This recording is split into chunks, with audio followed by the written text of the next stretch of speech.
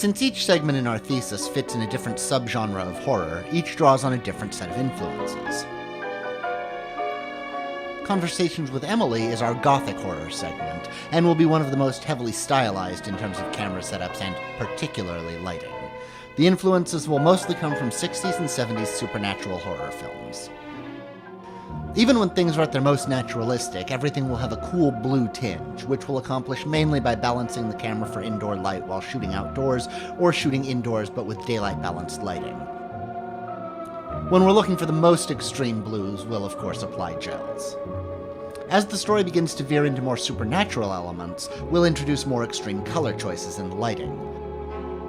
Our primary influences here are Italian horror films of the 60s and 70s, which often completely eschewed naturalism in favor of creating something surreal and otherworldly, with color choices commenting directly on characters' psychological and emotional states.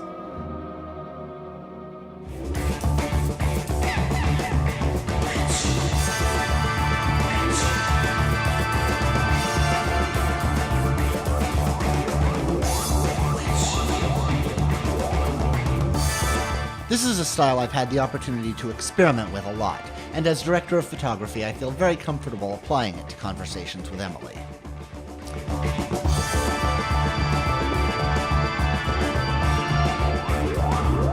Another important element of the photography will be the use of wide-angle lenses. Expanding the Z-axis will serve us in several ways. It will help to emphasize the disconnect between characters as the distances between them will be exaggerated.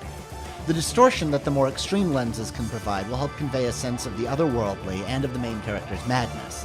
And by separating our main character from her surroundings, we will feel more completely inside her head. This aspect will be sold more fully with the use of heavy backlighting and shallow depth of field. This combination of extreme lighting and camera choices should do a lot to intensify the most unnerving and bizarre aspects of the story.